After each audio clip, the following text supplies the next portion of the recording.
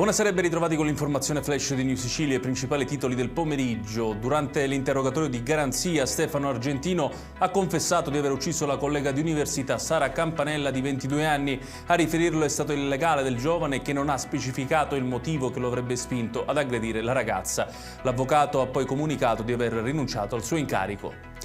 Incidente mortale a Palermo in via La Loggia, una donna ha perso la vita dopo essere stata investita da un autocarro. La vittima è la 67enne Maria Antonietta Lamantia, travolta dal mezzo pesante mentre attraversava la strada.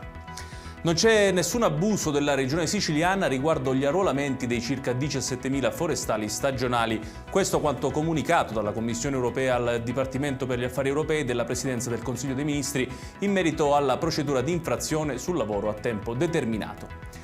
Torna per Pasqua il Sicilia Express, il treno economico e diretto dedicato ai siciliani residenti al centro e al nord che vogliono tornare a casa per le feste.